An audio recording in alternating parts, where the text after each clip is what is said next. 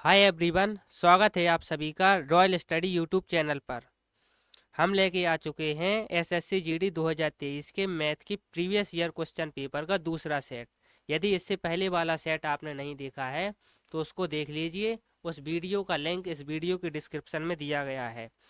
यह जो मैथ का सेट है वो 10 जनवरी 2023 की पहली शिफ्ट का है। तो चलिए इसके क्वेश्चंस को वन बाय वन सॉल्व करते हैं। जो पहला क्वेश्चन दिया गया है कि एक व्यक्ति गंतव्य तक पहुंचने के लिए 4 अलग अलग रास्तों से साइकिल चलाता है। यदि इस पूरी यात्रा के दौरान औसत गति ज्ञात कीजिए। तो ये 4 रास्ते दिए गए हैं, रास्ता 1, रास्ता 2, रास्ता 3 और रास्ता 4। और उनमें गति दी गई है कि इतने की स्पीड से चलाता है और दूरी दी गई है कि इतने किलोमीटर की दूरी तय करता है इन रास्तों में। तो जो पहले रास्ते से है वो 5 की स्पीड से चलता है, दूसरे रास्ते में 3 की, तीसरे रास्ते में 2 की और चौथे रास्ते में 4 की। एक सेकंड पहले आप औसत गति का फॉर्मूला समझ लीजिए। जो औसत गति का जो फॉर्मूला होता है या जिसको औसत चाल कहते हैं वो होता है कुल दूरी अपॉन कुल समय।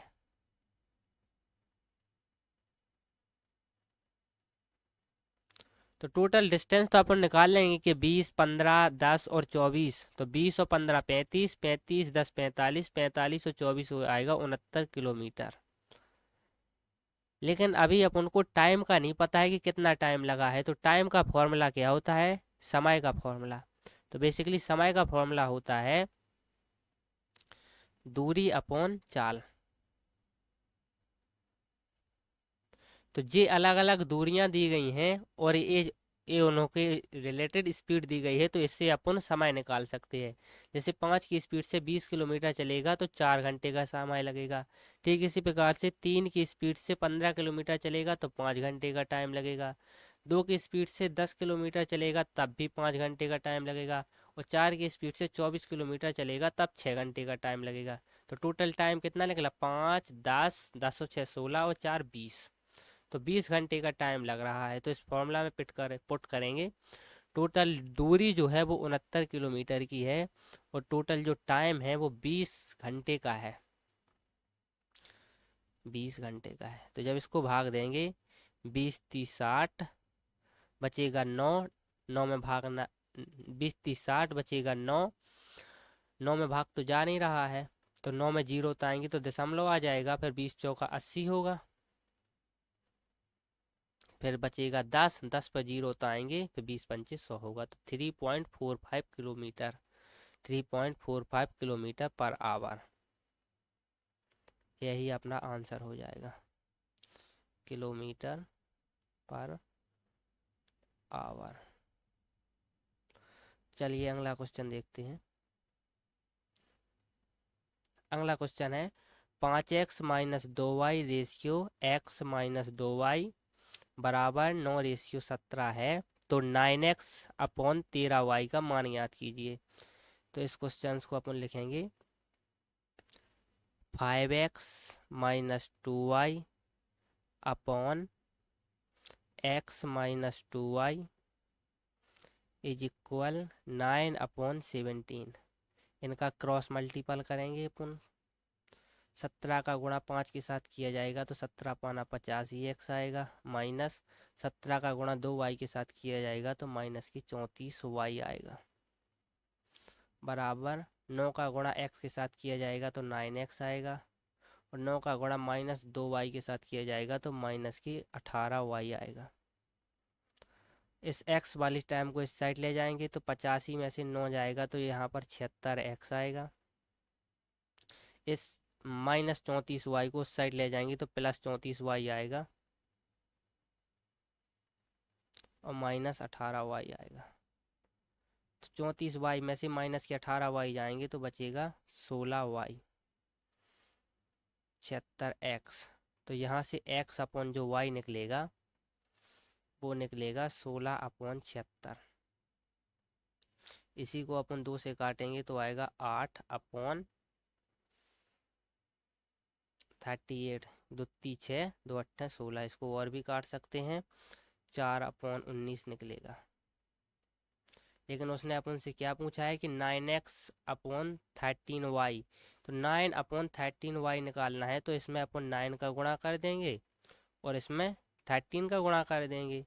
तो यहाँ भी 9 का गुणा कर देंगे, यहाँ भी 13 का गुणा कर देंगे। तो ये निकल के आएगा 9 चौको 36, और जब 13 का गुणा 19 के साथ करेंगे तो 19 थी 57, और 19 और 5 24। तो ये निकल के आएगा 36/247।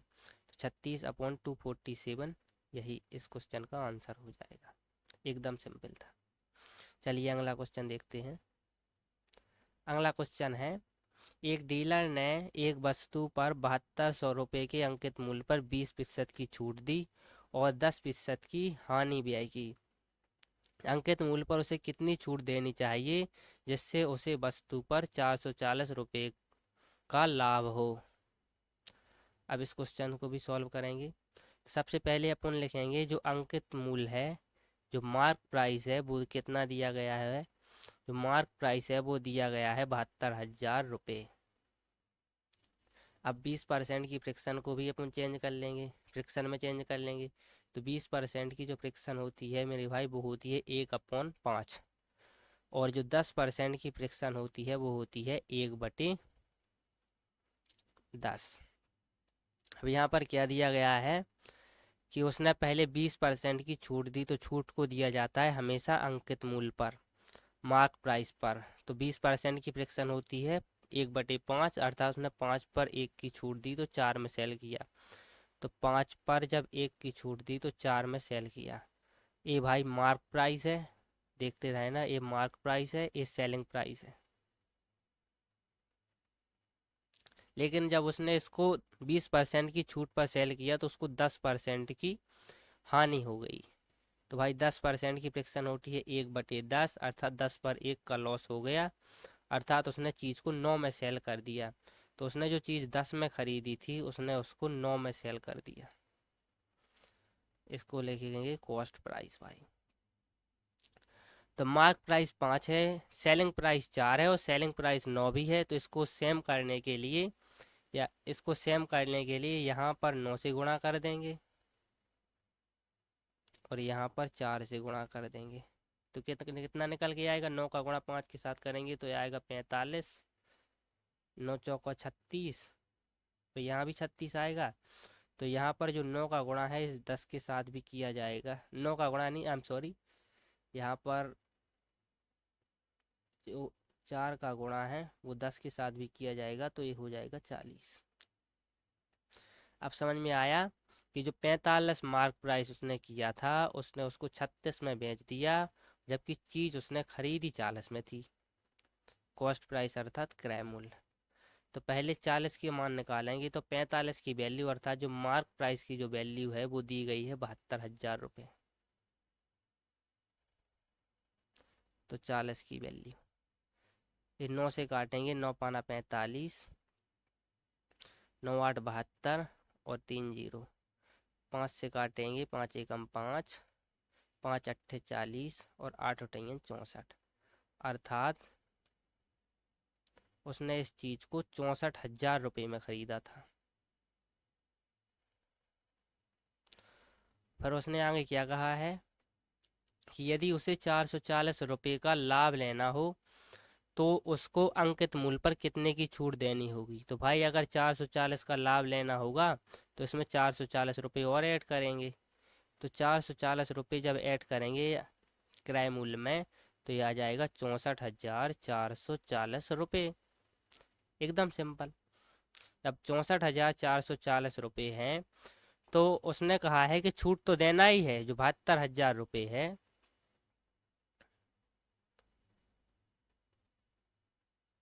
इस पर अपन को इतनी छूट देनी है कि जो बेचा जाए वो बेचा जाए 64,440 रुपये में, क्योंकि यहाँ पर 440 रुपये जो लाभ के वो ऐड हो गए हैं।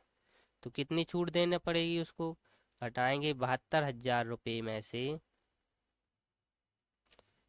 64,440 को घटाएंगे, जीरो। 10 में से 4 जाएगा 6 बचेगा, 10 में से 5 जाएगा 5 बचेगा, फिर 12 में से 5 जाएगा 7 बचेगा, और 7 में से 7 जाएगा 0 बचेगा। तो उसको 7560 रुपये की छूट देनी पड़ेगी। तो भाई 7560 रुपये की छूट देनी पड़ रही है, कितने पर? 72,000 पर। तो 100 पर कितनी? भाई 2 जीरो से 2 जीरो कैंसिल होगा, 1 जीरो से 1 जीरो कैंसिल होगा। अब आ गया 756/72। तो यहाँ पर सीधा 72 से ही डिवाइड कर सकते हैं। 72 एकम 72, बचेगा 3। 3 पे उतारेंगे 6 को, लेकिन 36 में भाग नहीं जाता है, तो जब भी भाग नहीं जाता है तो जीरो लगाया जाएगा। अब जब 36 पे जीरो को उतारेंगे, तो जब 72 गुणे 5 करेंगे तो ये आएगा 360। तो यह क्या आया? 10.5। एक सेकेंड, 10.5। और यही इस क्वेश्चन का आंसर हो जाएगा। आप इसमें जो 72 लिखा है, इसको 2 का भी भाग दे सकते थे ऊपर, फिर 2 का दे सकते थे, धीरे धीरे भी सॉल्व कर सकते थे, लेकिन मैंने यहाँ पर सीधा एकदम जल्दी कर दिया। चलिए चौथा क्वेश्चन देखते हैं कि एक व्यक्ति की जो आय है वो 95,000 रुपये है और उसका व्यय 75,000 रुपये है। यदि उसकी आय में 18% और उसके व्यय में 12% की वृद्धि होती है, तो उसकी बचत में कितने प्रतिशत की वृद्धि होगी? तो यहाँ पर लिखना भाई आय, यहाँ पर लिखना जो व्यय है, और यहाँ पर लिखेंगे बचत को। तो भाई जो आय और व्यय और बचत, अर्थात जो आय बराबर जो फॉर्मूला होता है वो होता है व्यय प्लस बचत। ये तो सब कोई जानता है। तो भाई जो आय है वो कितनी है? 95,000 रुपये की। जो उसका व्यय है वो कितना है? 75,000 रुपये। तो भाई जो बचाता होगा वो 20,000 रुपये ही बचाता होगा। अब उसने क्या कहा है कि उसकी आय में 18% की वृद्धि। तो भाई तुम 18% को घटाकर उसका 18% को उठकर 118% मत निकालने लग जाना, इसमें बहुत टाइम लगेगा। मैं आपको जो कह रहा हूँ वही करना। तो 95,000 का 18% निकालना है यहाँ पर। 2 जीरो से 2 जीरो जाएगा, जीरो होगा, 18×5 90 होगा, और 9 को कैरी करेंगे, 18 नंबर 162 और 9 171 होगा। तो 17,100 रुपये की उसकी आय में वृद्धि हो गई। दूसरा क्या बोला है कि 12% की वृद्धि हो जाती है उसके व्यय में। तो अभी व्यय उसका कितना है? 75,000 रुपये। उसका 12% निकालेंगे तो 2 जीरो से 2 जीरो कैंसिल होगा, जीरो आएगा, 12×5 60 आएगा, 6 को कैरी करेंगे, 12×7 84 और 6 90 आएगा। तो भाई उसके व्यय में 9,000 रुपये की वृद्धि हो गई। तो भाई यदि उसके व्यय में 9,000 की वृद्धि हुई, लेकिन उसकी आय में 17,100 रुपये की वृद्धि हुई, तो उसकी बचत में कितने की वृद्धि होगी? तो इसमें से वृद्धि होगी 17,100 माइनस 9,000 रुपये। तो ये आएगा 8100 रुपये, 8,100 रुपये। तो 8,100 रुपये की वृद्धि उसकी बचत में हुई। लेकिन उसने क्या पूछा है कि उसकी बचत में कितने परसेंट की वृद्धि हुई, तो प्रतिशत में पूछा है। तो यहाँ पर अपन लिखेंगे कि 8100 रुपये की वृद्धि हुई है 20,000 रुपयों पर। तो 100 पर कितनी? 2 जीरो से 2 जीरो कैंसिल हो जाएंगे, 2 जीरो से 2 जीरो कैंसिल हो जाएंगे, 81/2, या इसी को लिख सकते हैं 40.5। और यही इस क्वेश्चन का आंसर हो जाएगा। चलिए अगला क्वेश्चन देखते हैं। अगला क्वेश्चन अगला क्वेश्चन ये है कि दिव्या ने एक कार 3,50,000 रुपये में खरीदी और उसको 4,35,000 रुपये में बेच दिया, उसका लाभ प्रतिशत कितना है? तो भाई जो उसने क्रय किया, जो क्रय मूल्य है इसके लिए वो है 3,50,000। और उसने जो बेची है, जो सेलिंग प्राइस है, जो विक्रय मूल्य है, वो है 4,35,000। तो उसको जो लाभ हुआ वो कितने का हुआ? लाभ के लिए क्या करेंगे? Selling price minus cost price, अर्थात विक्रय मूल्य माइनस क्रय मूल्य। तो 4,35,000 में से जब 3,50,000 को घटाएंगे तो ये आएगा 85,000। तो बेसिकली उसको 85,000 रुपये का लाभ हुआ है। कितने पर हुआ है? 3,50,000 रुपये पर। लाभ परसेंट को निकालने के लिए जो फॉर्मूला लगाया जाता है वो लगाया जाता है लाभ इंटू 100 अपॉन क्रय मूल्य, लाभ परसेंट की फॉर्मूला। लाभ 85,000 का हुआ 3,50,000 पर, तो 100 पर कितना?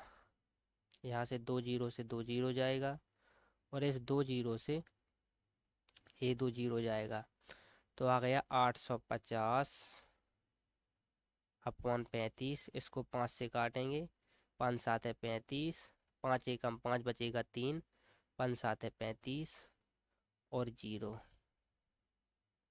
इसको फिर डिवाइड करेंगे, 7 दूनी 14 आएगा, फिर बचेगा 3, फिर उतारेंगे जीरो, 7 चौका 28, फिर 2 बचेगा, 7 दूनी 14, तो 24.2 के समथिंग।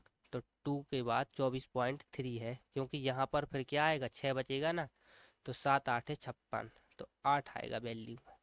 तो इसीलिए 24.3। जब भी जो आगे वाली संख्या हो वो 5 या 5 से ज़्यादा हो तो इस वाली संख्या में एक ऐड कर दिया जाता है, तो इसीलिए लिखा है 24.3।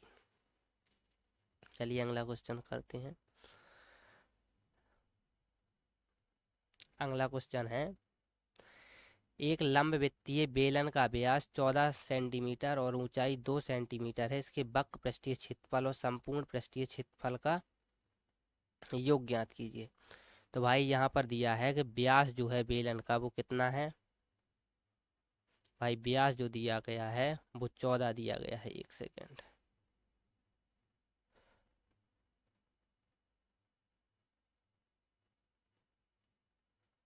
बेलन का व्यास जो दिया गया है वो 14 सेंटीमीटर दिया गया है। तो उसकी जो त्रिज्या निकल के आएगी वो कितनी निकल के आएगी? 7 सेंटीमीटर। क्योंकि त्रिज्या जो होती है वो व्यास की आधी होती है। तो त्रिज्या निकल के आई 7। जो ऊंचाई दी गई है बेलन की वो दी गई है 2 सेंटीमीटर। तो इसके वक्र पृष्ठीय क्षेत्रफल और संपूर्ण पृष्ठीय क्षेत्रफल का योग ज्ञात कीजिए। तो भाई पहले लिखेंगे बेलन का वक्र पृष्ठीय क्षेत्रफल का जो होता है, जो वक्र का जो क्षेत्रफल होता है बेलन में वो होता है 2πr/h। और जो संपूर्ण पृष्ठीय क्षेत्रफल होता है, संपूर्ण पृष्ठीय क्षेत्रफल जो होता है, संपूर्ण क्षेत्रफल लिखे ले रहे, वो होता है 2πr/h प्लस 2πr²। उन्होंने इन दोनों का ही ऐड पूछा है कि वक्र पृष्ठीय क्षेत्रफल और संपूर्ण पृष्ठीय क्षेत्रफल का योग ज्ञात कीजिए, तो इन दोनों को ऐड करना है। तो यहाँ पर लिखेंगे 2πr/h, फिर से एक बार 2πr/h, फिर 2πr²। तो भाई यहाँ से देखना 2π और 2π, ये तो कॉमन आ रहा है तो इसको कॉमन ले लेंगे। यहाँ पर बचेगा, आर भी कॉमन आ रहा है, यहाँ भी आर मिल रहा है, यहाँ भी आर मिल रहा है, यहाँ भी आर मिल रहा है, तो 2πr तो कॉमन ही मिल रहा है। तो यहाँ पर बचेगा h, यहाँ पर भी सिर्फ h ही बचेगा, और यहाँ पर बचेगा r, सिर्फ r, क्योंकि एक r तो कॉमन ले लिया है, तो r बचेगा। जो हाइट दी गई है वो यहाँ पर कितनी दी गई है? 2 सेंटीमीटर। तो लिखेंगे 2 + 2, और जो त्रिज्या अपन ने निकाली वो 7 दी गई है।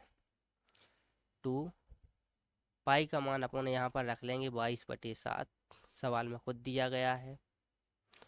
और जो आर की वैल्यू है वो पहले से ही 7 दी गई है, तो इस 7 से 7 तो कैंसिल हो जाएगा, 22 दूनी 44 हो जाएगा। इसको सॉल्व करेंगे, 7 और 2 9, 9 और 2 11। और जब इसको सॉल्व करेंगे, 11 चौको 44, 11 चौको 44 और 4 48 सेंटीमीटर स्क्वायर। और यही इस क्वेश्चन का आंसर हो जाएगा। तो एकदम सिंपल क्वेश्चन था, मैंने इसको थोड़ा सा विस्तार से बताया है, आप कई स्टेप को इसमें स्किप कर सकते हो। चलिए अगला क्वेश्चन देखते हैं, 7वां क्वेश्चन। 7वां क्वेश्चन है, एक शहर में भालुओं की जनसंख्या प्रतिवर्ष 3% की दर से बढ़ रही है। यदि शहर में भालुओं की वर्तमान जनसंख्या 81,218 है तो 2 वर्ष पूर्व भालुओं की जनसंख्या कितनी थी? तो भाई पहले एक सेकंड, 3% की जो फ्रिक्शन होती है वो होती है क्या? एक सेकेंड, ये क्या हो रहा है भाई? जो 3% की फ्रिक्शन होती है वो होती है 3/100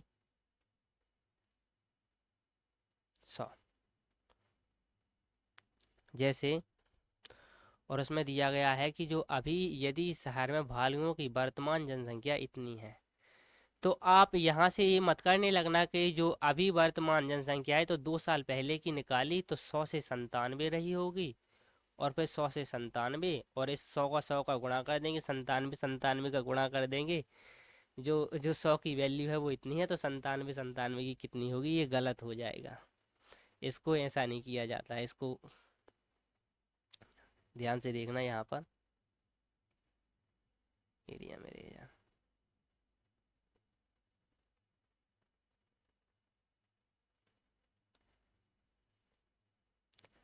अपन मान ले रहा है कि जैसे अभी 2024 चल रहा है, 2 साल पहले 2022 था,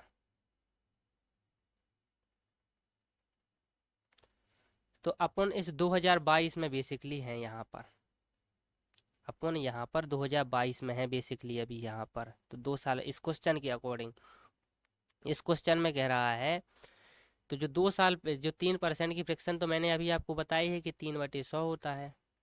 तो 2022 की तुलना में 2024 में इसकी जनसंख्या में वृद्धि हुई होगी भालुओं की संख्या में। तो 2022 में जो जनसंख्या 100 थी भालुओं की, अब वो बढ़ के कितनी हो गई होगी? 103। और फिर एक बार 100 से 103, क्योंकि 2 साल वृद्धि हुई है, एक साल 2022 में और एक बार 2023 में वृद्धि हुई होगी। तो 2 साल के लिए 2 बार सक्सेसिव को लिया जाता है। तो यहाँ पर कितना निकल के आएगा? 100 × 100 को करेंगे तो 10,000 आएगा। इसको सिर्फ लिख लेना 103 × 103। तो भाई जो वर्तमान की जो भालुओं की जनसंख्या वो दी गई है वो 21,21,8 दी गई है। तो वर्तमान में तो 2024 ही चल रहा है, लेकिन अपन अज्यूम करके चले थे कि अपन 2022 में हैं, तो अपन को 2022 वाली वैल्यू निकालनी है। तो यहाँ पर लिखेंगे 103 × 103, और जो इसका मान दिया गया है वो दिया गया है 21,21,8।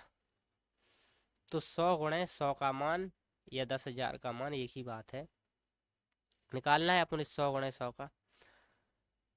अब इसको 103 से काटेंगे इसको, क्योंकि 103 से सीधा काटेंगे तो 103 एकम 103, 103 दूनी 206। तो 212 है, 212 में से 206 जाएगा तो 6 बचेगा। 6 पर 1 को उतारेंगे तो 61 बनेगा, लेकिन 61 में भी भाग नहीं जाता है तो यहाँ पर 0 आएगा। फिर 8 को उतारेंगे तो 103 का जो भाग है वो 618 में बेसिकली 3×18 6 बार जाएगा, तो ये क्या आएगा? 206। तब ये 103 एकम 103, यहाँ पर 206 आ गया। फिर 103 एकम 103, 103 दूनी 206। अब 10 × 10 तो निकाल ही चुके, अब उनको 10,000 होता है, 10,000 में 2 का गुणा और कर देंगे तो यह निकल के आएगा 20,000। और यही इस क्वेश्चन का आंसर हो जाएगा। तो सवाल को आसान तरीका से कहना सीखिए, कॉम्प्लिकेटेड मत बनाइए। चलिए अगला क्वेश्चन देखते हैं। अगला क्वेश्चन है, एक्स ने कुल 180 रुपये में 40 पेंसिल खरीदी और 180 रुपये में 2 दर्जन पेन खरीदे, तो एक पेन और पेंसिल के मूल्य के बीच का अंतर। तो भाई जो 40 पेंसिल खरीदी उसने 180 रुपये में, तो एक पेंसिल को कितने में खरीदा होगा? 180 अपॉन 40, पी अर्थात पेंसिल। तो जीरो से जीरो जाएगा, 18 में जब 4 का भाग देंगे, 4 चौका 16, 2 बचेगा, 4 पंचे 20, तो 4.5 रुपये में उसने पेंसिल को खरीदा। PENCIL, स्पेलिंग पर मत जाइए भाई मेरी। अब PEN पेन, अब जो पेन है वो उसने 2 दर्जन पेन खरीदे, और वो पेन खरीदे उसने कितने? 180 रुपये में ही। तो यहाँ पर लिखेंगे 180 अपॉन 2 दर्जन का मान होता है, 1 दर्जन बराबर 12 होती है, तो 2 दर्जन बराबर 24 होगा। यहाँ से भाग देंगे, 12 से, 12 दूनी 24, 12 एकम 12, बचेंगी 6, 12 पंचे 60, 15/2 बराबर भी होता है 7.5। तो इन दोनों के प्राइस में जो डिफरेंट है वो आ रहा है 3 रुपये का, और यही इस क्वेश्चन का आंसर हो जाएगा। चलिए अगला क्वेश्चन देखते हैं। ए अपने वेतन का 45% भोजन पर खर्च करता है और अपने वेतन का 5% वृद्धाश्रम में दान कर देता है। वह भोजन तथा वृद्धाश्रम पर कुल 28,500 रुपये खर्च करता है, तो ए की आय ज्ञात कीजिए, या ए की आय क्या होगी? तो भाई वो 45% अपनी जो है भोजन पर व्यय करता है, और भाई 5% जो है अपनी जो सैलरी है उसका वृद्धाश्रम में दान करता है, तो टोटल अपनी 50% का उपयोग करता है, माने 50% सैलरी का उपयोग करता है। और इसका जो मान दिया गया है क्वेश्चन में वो 28,500 रुपये। तो भाई जो 50% की फ्रिक्शन होती है वो होती है 1/2। तो 1/2 बेसिकली होता है आधा मान। अर्थात जैसे अगर कोई 5 रुपये कमाता है तो वो आधा अपना दान कर देता है, अर्थात 2.5 दान कर देता है, और 2.5 रुपये ही उसके पास बचेंगे। तो जो बचे हैं उसके पास जो पैसे, वो कितने बचे हैं? 28,500 रुपये। तो इतने ही रुपए उसने खर्च किए हैं और इतने ही रुपए उसके पास बचे हैं, तो उसकी जो सैलरी निकल के आएगी वो निकल के आएगी 28,500 रुपये प्लस 28,500 रुपये। और जब इसको ऐड करेंगे तो 0 0 5 दूनी 10, 8 दूनी 16, 1 17, 2 दूनी 4 और 1 5, 57,000 रुपये आएगी। दो इसका सही आंसर हो जाएगा। दो इसका सही आंसर हो जाएगा। और यहाँ से भी अपन निकाल सकते हैं कि जो ऊपर वाला होता है वो मान होता है, तो बेसिकली एक का मान कितना दिया गया है? 28,500 रुपये। तो दो का मान निकालना है, दो का मान निकालने के लिए इसमें 2 का गुणा कर देंगे, तब भी 57,000 आएगा। चलिए अगला क्वेश्चन देखते हैं। 9वां क्वेश्चन हो गया। 10वां क्वेश्चन। 10वां क्वेश्चन है, ए एक पेंटिंग को 12 दिनों में पेंट कर सकता है, बी उसी पेंटिंग को 8 दिनों में पेंट कर सकता है, सी उसी पेंटिंग को 10 दिनों में पेंट कर सकता है। तीनों की संख्या ज्ञात करें जिसमें ए द्वारा पेंटिंग पेंट की जा सकती है, यदि बी और सी दोनों मिलकर एक दिन छोड़कर एक दिन उसका साथ दें। पहले दिन ए अकेला पेंट करना आरंभ करता है। तो भाई इसमें क्या कहा गया है कि पहले दिन ए पेंट करेगा, उसके बाद ए का दूसरे दिन ए का साथ बी देगा, तीसरे दिन ए का साथ सी देगा। सेम इसी प्रकार से पैटर्न चलता रहेगा। तो पहले ए जो पेंट कर सकता है वो यहाँ पर देखना भाई 12 दिनों में पेंट कर सकता है, बी जो है वो 8 दिनों में पेंट कर सकता है, और सी जो है वो 10 दिनों में पेंट कर सकता है। तो इन दोनों का एलसीएम निकालेंगे। तो एलसीएम निकालने के लिए पहले इन दोनों का एलसीएम निकाल लीजिए। तो 12 और 8 का एलसीएम निकल के आएगा 24। तो 12 और 8 का एलसीएम 24 आया, और 24 और 10 का एलसीएम निकालेंगे।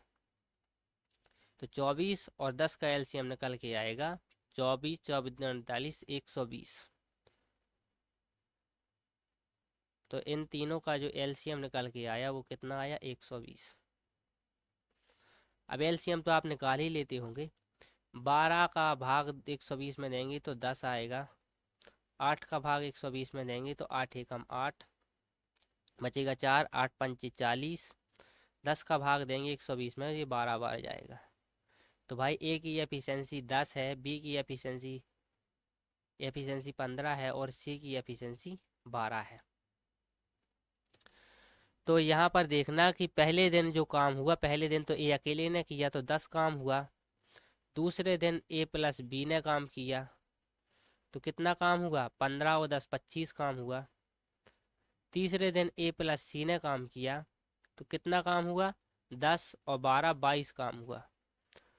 तो टोटल कितना काम हुआ, 20, 20 दूनी 40, 40 और 10 50, 50 और 5 55 और 2 57 काम हुआ।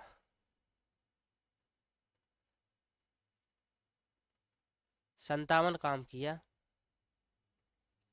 इसके बाद अगले दिन फिर से ए और बी काम करेंगे तो ए 25 काम करेंगे। तो ए फिर से क्या होगा, ए और बी काम करेंगे और ए 25 काम करेंगे। और फिर से ए प्लस सी काम करेंगे और ए कितना 22 काम करेंगे। एक सेकंड, इस 57 को पहले यहाँ से इरेज करे ले रहे हैं।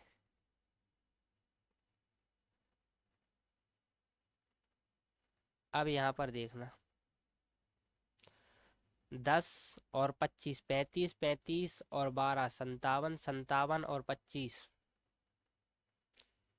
57 और 25 57 67 77 5 82, 82 और 12 82 और 22 जो होगा, 82 प्लस 22 वो निकल के आएगा 106।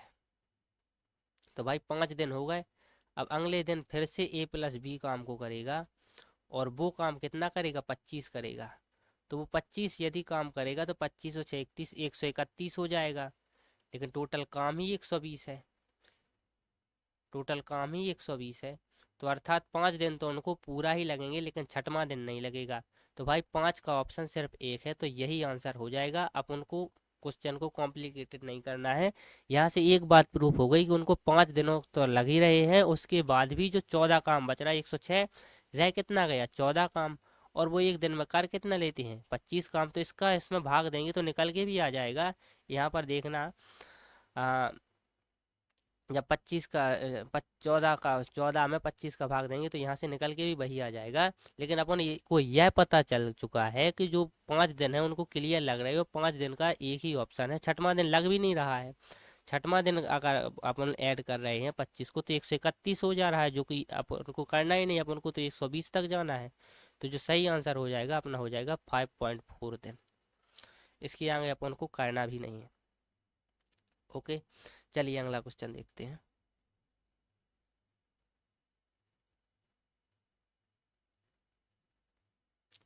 अगला क्वेश्चन है, भाई इस क्वेश्चन को भी बड़े आराम से देखना, एकदम सरल क्वेश्चन है। 5 महिलाएं एक काम को 8 दिनों में पूरा कर सकती हैं, जबकि 8 बच्चे उसी काम को 10 दिनों में पूरा कर सकते हैं। तो 2 महिलाएं 4 बच्चे काम को कितने दिनों में पूरा करेंगे। तो भाई यहाँ पर देखना कि जो 5 जो वुमेन है वो उस काम को कितने दिनों में कर रही हैं, 8 दिनों में कर रही हैं भाई। और जो 8 बच्चे हैं उसी काम को 10 दिन में, तो 8 C4 चिल्ड्रेन उसी काम को 10 दिनों में कर रहे हैं। अब भाई यहाँ से 8 और 10 को सेम बनाने के लिए यहाँ पर 10 से गुणा कर सकते हैं और यहाँ पर 10 से, यहाँ पर 8 से गुणा कर सकते हैं। 8 से गुणा, यहाँ पर 10 से गुणा किया है तो यहाँ पर 8 से।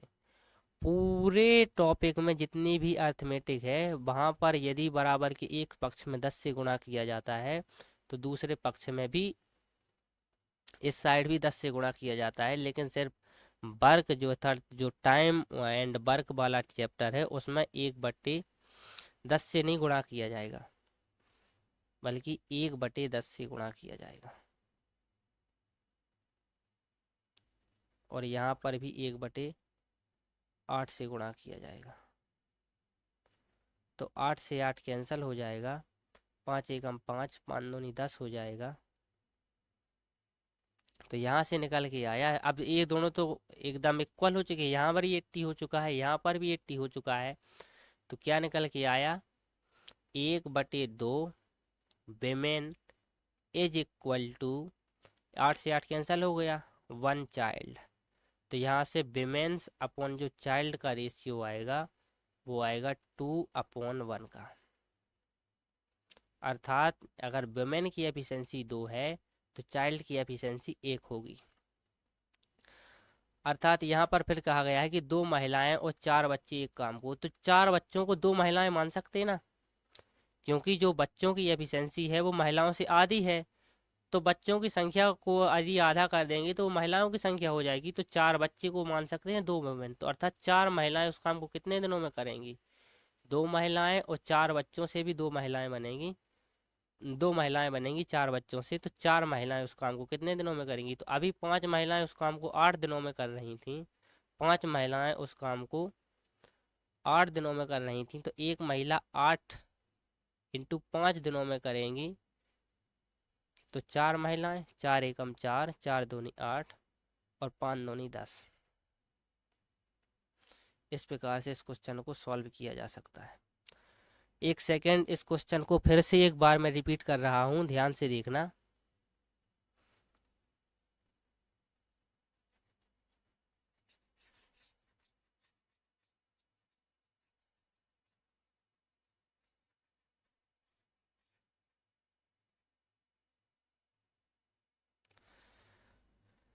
क्वेश्चन में दिया है कि 5 महिलाएं अर्थात 5 वुमेन जो कार्य को है वो 8 दिनों में कर रही हैं, और 8 जो बच्चे हैं जो चाइल्ड हैं वो इस काम को 10 दिनों में कर रहे हैं।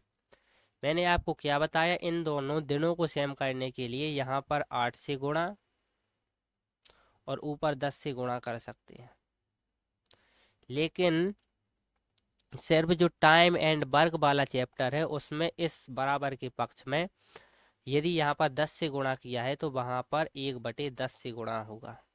समझे बात को, यहाँ पर 8 से गुणा किया है तो यहाँ पर 1/8 से गुणा होगा। ऐसा सिर्फ टाइम एंड वर्क के चैप्टर में होता है। यदि आप इसका दूसरे तरीके से भी करना चाहते हैं तो वो भी मैं आपको यहीं पर बता रहा हूँ, कोई दिक्कत की बात नहीं।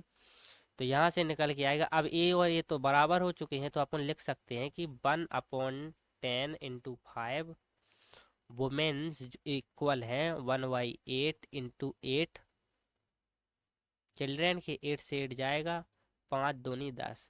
तो अर्थात 1/2 जो विमेंस हैं वो इक्वल हैं 1 चाइल्ड के। तो यहाँ से जो विमेंस अपॉन चाइल्ड का रेशियो आएगा वो आएगा 2:1 का। अब यहाँ पर दिया गया है 2 महिलाएं, 2 महिलाएं तो दी ही हुई हैं, बाकी 4 बच्चे दिए हुए हैं। तो 4 बच्चों को अपन 2 महिलाएं बना सकते हैं, क्योंकि महिलाओं की एफिशिएंसी बच्चों की एफिशिएंसी से 2 गुनी है। अर्थात यदि चाइल्ड की एफिशिएंसी 1 है तो महिलाओं की एफिशिएंसी 2 है। तो यहाँ पर लिख सकते हैं 4 बच्चों की 2 महिलाएं। तो टोटल 2 महिलाएं तो यहाँ पर है, 2 महिलाएं और हो जाएंगी तो 4 महिलाएं। तो अपन को क्वेश्चन में दिया गया है कि 5 महिलाएं किसी कार्य को 8 दिन में कर रही हैं, तो एक महिला उस काम को 8 इंटू 5 दिन में करेंगी। तो 4 महिलाएं कितने दिन में, 4 से भाग लगा देंगे, 4 एकम 4, 4 दूनी 8, 5 दूनी 10। सेम इस सवाल का एक दूसरा पहलू भी जान लीजिए।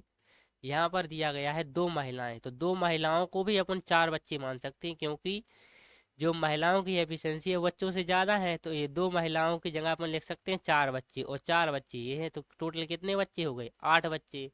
और 8 बच्चे उसी काम को 10 दिनों में कर सकते हैं, तो सीधा ही आंसर आ गया कि 10 ही दिन आंसर आएगा।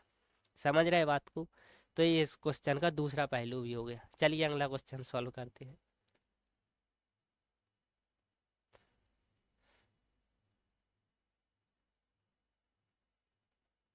एक सेकेंड, 11वां सॉल्व हो गया, 12वां सॉल्व करें।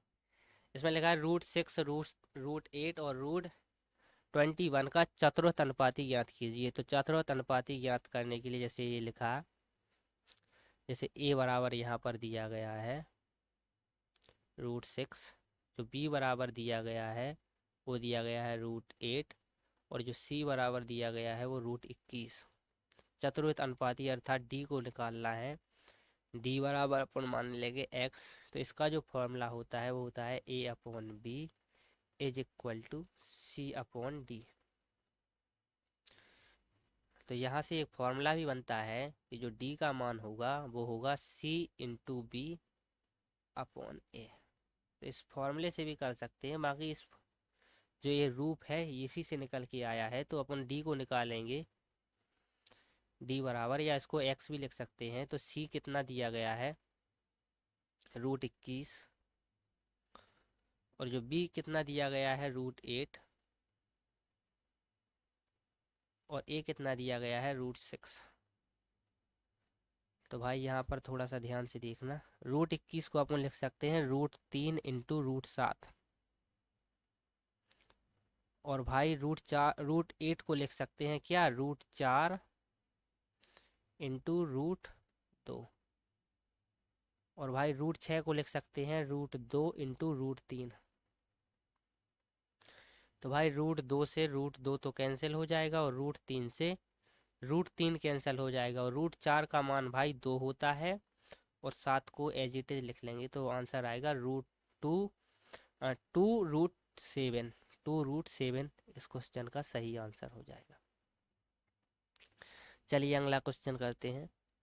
अगला क्वेश्चन फिर से आ गया है कि एक कार 5 घंटे में 240 किलोमीटर की दूरी तय करती है।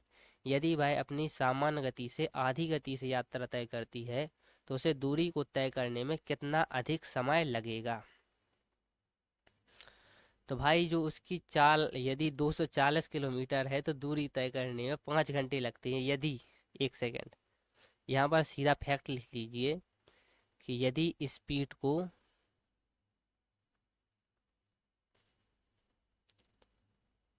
आधा कर दिया जाए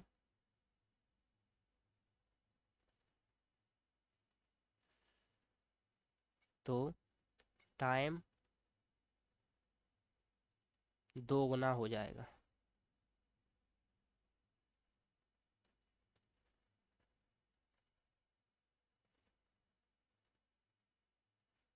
जाएगा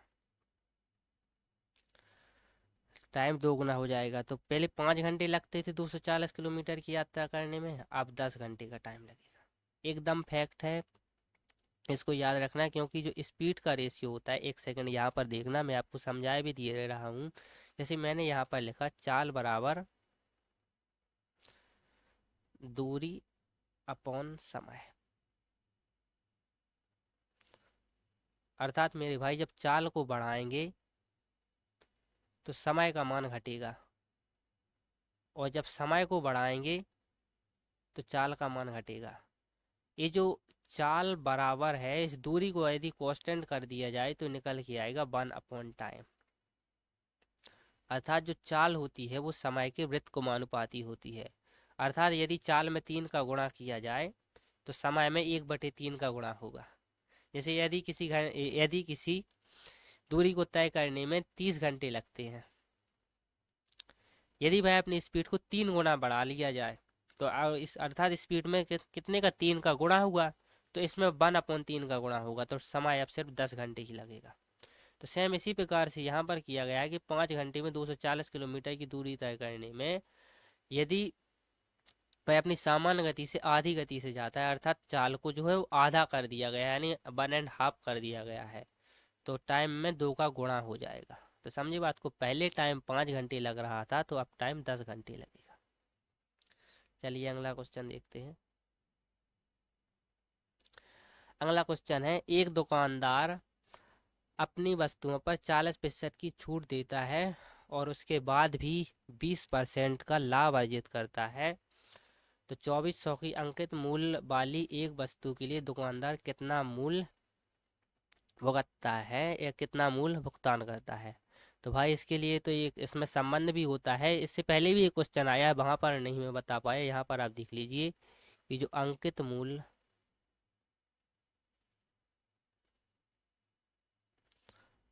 अपॉन क्रय मूल्य इज इक्वल टू 100 प्लस लाभ, वो भी परसेंट में, अपॉन 100 माइनस बट्टा परसेंट। इसी को छूट भी कहते हैं बाय द वे। तो भाई अंकित मूल्य यहाँ पर कितना दिया गया है, 2400। क्रय मूल्य को अभी के लिए एक्स मान ले रहे हैं। 100 प्लस लाभ परसेंट, लाभ कितने का है, 20 का, तो हो जाएगा 120। 100 माइनस बट्टा, बट्टा कितने का दिया गया है, 40 का, तो हो जाएगा 100 में से 40 जाएगा, 60 आएगा। तो 60 एकम 60, 60 दूनी 120, 2x बराबर निकल के आएगा 2400 रुपये, क्रॉस मल्टीपल होगा, तो जो x बराबर निकल के आएगा 1200 रुपये। ये इस क्वेश्चन का आंसर हो जाएगा। इसका एक दूसरा तरीका ये है, यहाँ पर लिखेंगे मार्क प्राइस, यहाँ पर लिखेंगे क्या, सेलिंग प्राइस, और यहाँ पर लिखेंगे कॉस्ट प्राइस। मार्क प्राइस अर्थात 40% की फ्रिक्शन होती है मेरे भाई, 40/100, एक जीरो से एक जीरो जाएगा, 2/5, तो 5 पर 2 की छूट दे रहा है, तो 3 में सेल कर रहा होगा, तो सेलिंग प्राइस क्या निकला, 3। 40% की छूट दे रहा है, 40% की फ्रिक्शन होती है 2/5, तो 5 पर 2 की छूट दे रहा है, तो 3 में सेल कर रहा होगा। और 20% की भाई जो फ्रिक्शन होती है वो होती है 1/5। तो अर्थात जो चीज़ उसने 5 रुपये में खरीदी थी, वो 20% का लाभ अर्थात 5 पर 1 का लाभ लेकर 6 में बेच रहा है।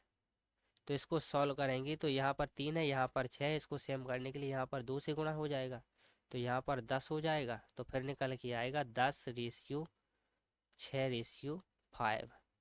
और ये क्या है, कॉस्ट प्राइस, तो कॉस्ट प्राइस यदि 5 है, मार्क प्राइस 10 है, तो यहाँ पर जैसे मार्क प्राइस की वैल्यू 2400 रुपये दी गई है, और उसका जो वैल्यू है, जो रेशियो है वो 10 है, तो 5 का कितना, 5 एकम 5, 5 दूनी 10, यहाँ से भी 1200 ही निकल के आएगा।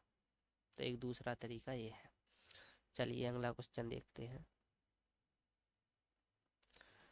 अगला क्वेश्चन 15वां क्वेश्चन है, एक व्यक्ति स्कूटर द्वारा 64 किलोमीटर पर घंटा की चाल से एक निश्चित दूरी तय करता है, और वह साइकिल से चलकर 16 किलोमीटर की चाल से प्रारंभिक स्थान पर लौट आता है, तो पूरी दूरी के लिए औसत चाल ज्ञात कीजिए।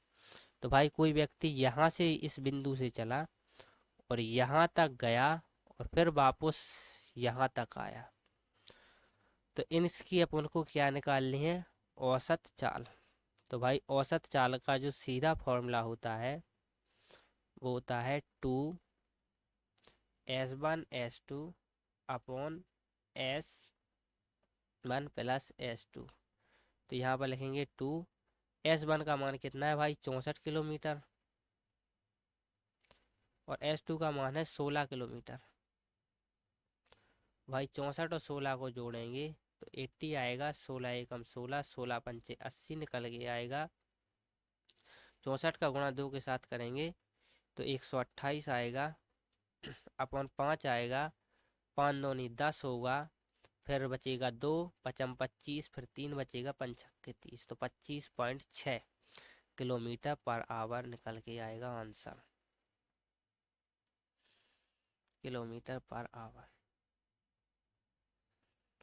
एकदम सिंपल क्वेश्चन था, बस औसत चाल का फॉर्मूला याद करना। जब कोई व्यक्ति x की स्पीड से जाए और y की स्पीड से लौट कर आए, तो उसका फॉर्मूला होता है 2s1s2 upon s1 plus s2। चलिए अगला क्वेश्चन देखते हैं। 16वां क्वेश्चन 15वां हो गया। 16वां क्वेश्चन, 5 घंटियां सुबह 9 बजे एक साथ बजती हैं, और फिर एक 12 सेकंड, 18 सेकंड, 24 सेकंड, 36 सेकंड और 45 सेकंड के अंतराल के बाद बजती हैं घंटियां पुनः किस समय बजेंगी। तो भाई टाइम दिया गया है 12 सेकंड, 18 सेकंड, 24 सेकंड, 36 सेकंड और 45 सेकंड। तो इस प्रकार के क्वेश्चन को सॉल्व करने के लिए इन संख्याओं का एलसीएम को निकाला जाता है, और जो एलसीएम होता है उतने समय के बाद ही घंटियां बजेंगी। एलसीएम का मतलब क्या होता है? लोएस्ट कॉमन मल्टीपल, अर्थात एक ऐसी संख्या है जिसमें इसका भाग दिया जाए, जैसे 12 से जिस भी संख्या में अर्थात एलसीएम में भाग दिया जाएगा तो वो उसकी छोटी संख्या होगी, सबसे छोटी संख्या होगी जो 12, 18, 24, 36 और 45 से विभाज्य होगी, उसी को एलसीएम कहा जाएगा। तो वहां पर जो अपन एलसीएम निकालेंगे 12, 18, 24 और 36, जो एलसीएम आएगा वो इन तीनों से कटेगा। तो कटने का यहाँ पर अर्थ है, अर्थात जो डिवाइड होने का अर्थ है कि वहां पर घंटियां बजेंगी। तो ऐसा समय कौन सा निकलेगा? इनका एलसीएम ही वो समय होगा। तो 12 और 18 का एलसीएम अपन निकाल सकते हैं बड़े आराम से, कि 12 और 18 का एलसीएम 36 होता है। अब ऐसी 36 और 36 का एलसीएम तो निकल ही चुका है कि 36 ही होगा। अब 36 और 24 का एलसीएम भी अपन निकाल सकते हैं बड़े आराम से, कि 72 होगा। 72 से पहले कोई भी ऐसी संख्या नहीं है जो 36 और 24 को डिवाइड कर दे। अब 72 और 45 का एलसीएम निकालेंगे, तो इनों में देखना भाई, 9 तो कॉमन है, 9 से ये भी डिवाइड होता है, 9 से ये भी डिवाइड होता है। इसके अलावा फिर 9 8 72, यहाँ पर 8 आ रहा है और यहाँ पर 5 आ रहा है। एक जस्ट अ सेकेंड, यहाँ पर 5 आ रहा है। तो भाई जो 8 और 5 है ये अलग हैं, तो इनका गुणा कर देंगे, तो 8 और 5 का गुणा होगा 40, 8 और 5 का गुणा होगा 40, और जो अभी 8 और 5 का गुणा होगा 40, तो 40 का और गुणा कर देंगे। तो जब 40 का गुणा करेंगे, एक सेकेंड, 72 45, तो 72 एलसीएम आया था। तो इसमें 72 में 40 का गुणा करेंगे। जस्ट अ सेकेंड यार, क्या हो रहा है, एक सेकेंड। यहाँ पर एलसीएम निकल के आया था 36, यहाँ पर अपन ने एलसीएम को निकाला 72। अब अपन 72 और 45 का तो 9 तो आ ही गया था, तो 9 का गुणा करेंगे ना, जो 9 है इसी का गुणा करेंगे। तो जब 40 का गुणा 9 के साथ निकल के आएगा तो वो आएगा 360। 360 और सेकंड,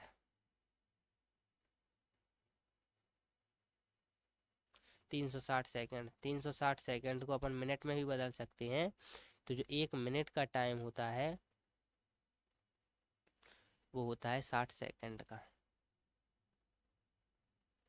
तो 360 सेकंड में 60 का भाग देंगे तो ये निकल के आएगा 6 मिनट। तो अभी जो घंटी बजी वो कितने पर बजी थी? 9 बजे पर। तो अगली घंटी 6 मिनट बाद, अर्थात 9:06 पर बजेंगी।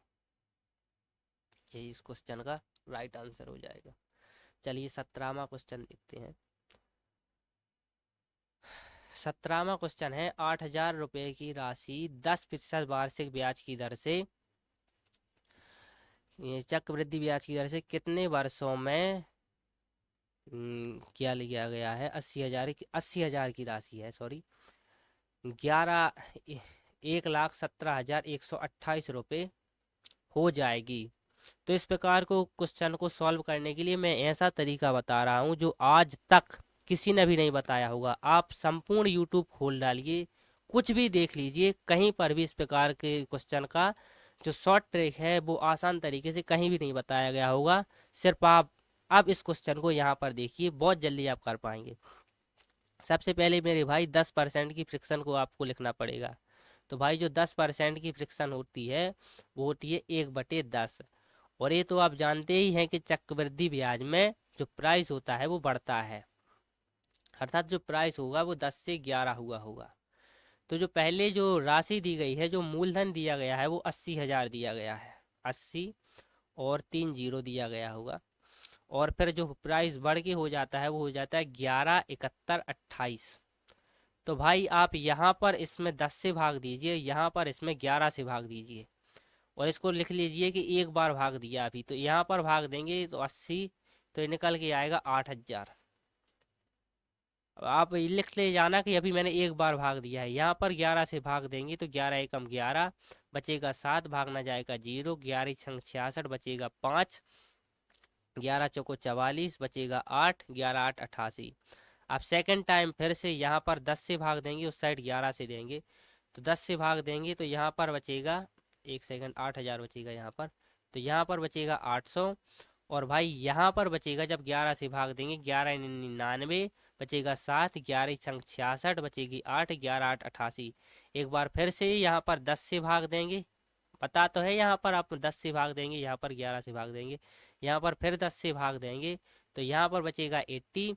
और यहाँ पर बचेगा कितना, जब 11 से भाग देंगे तो 11 8 88 बचेगा 8, फिर 11 8 88। फिर यहाँ पर 10 से भाग देंगे, तो यहाँ पर जब 10 से भाग देंगे, मेरे भाई ध्यान से देखना अभी क्या आया, 3 बार भाग दे चुके हैं अपन, और 3 बार भाग देने के बाद 80 और 88 आया। यहाँ पर फिर से भाग देंगे 10 से, और ये यहाँ पर फिर से भाग देंगे 11 से, तो यहाँ पर आएगा 8, और यहाँ पर आएगा 11 8 88, यहाँ पर भी 8। तो जब इन दोनों का रेशियो सेम आ जाए, अर्थात 8 8 आ जाए, तो वहीं पर अपन को रुक जाना है, और फिर यहाँ से गिनती गिन लेनी है, 1 2 3, और एक यहाँ पर 4, सॉरी यहाँ पर नहीं, यहाँ पर तो 80 80 88 है, वही है जो यहाँ पर है। तो 4 बार भाग दिया है ना अपन ने, तो 4 बार से इसका आंसर हो जाएगा। इतना सरल तरीका आप पूरा यूट्यूब खोल डालिए, कहीं पर नहीं बताया गया होगा कि दोनों साइड अपन को 10 और 11 से भाग देते जाना है। और 10 और 11 से ही नहीं, जो उसमें दर दी गई होगी, दर की जो फ्रैक्शन बनी होगी, उस फ्रैक्शन में ऐड करने के बाद, जैसे 10% की फ्रैक्शन होती है 1/10, तो 10 पर 1 की वृद्धि, तो 11 होगा। तो 10 का भाग देना है जो मूलधन है, अर्थात जो मूलधन है, और जो 11 का भाग देना है जो मिश्र धन है उस पर। और जब तक भाग देते जाना है जब तक इन दोनों का रेशियो बराबर ना आ जाए, और जब इनका रेशियो बराबर आ जाए तो फिर अपन को गिनती को गिन लेना है, और जितनी गिनती होगी 1 2 3 4, उतने ही साल का टाइम लगेगा। इस क्वेश्चन को, इस कॉन्सेप्ट को थोड़ा सा और मैं डिटेल में समझाना चाहूँगा कि जब वर्ष 2 या 2.5 वर्ष हो, 2.5 3.5 वर्ष हो, तब किस प्रकार से सॉल्व करेंगे उसको, और यहाँ पर देख लीजिए।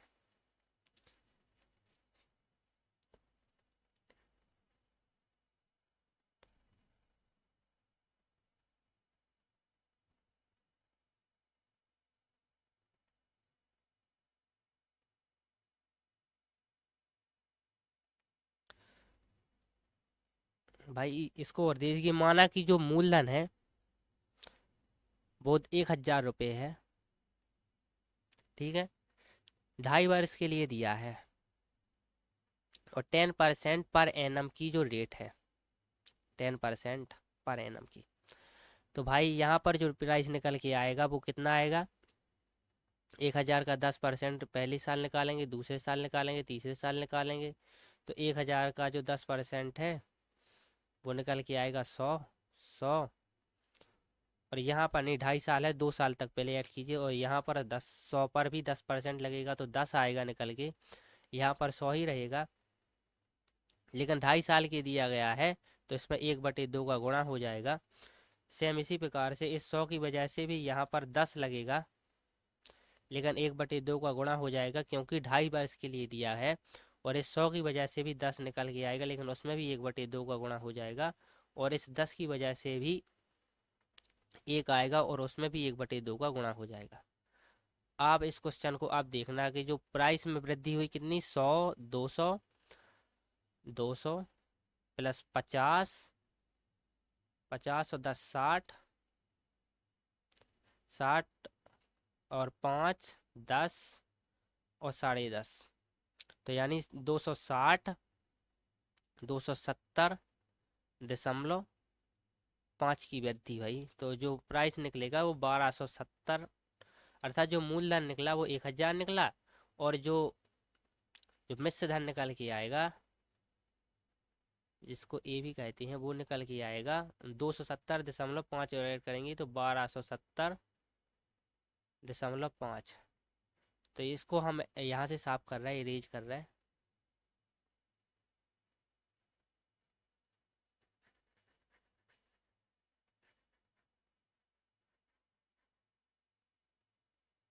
यहाँ से रेज कर रहा है कि जो 1000 का प्राइस है वो 1270.5 हो जाता है। तो यहाँ पर अब मैंने क्या बताया, 10% ही ली थी अपन ने रेट।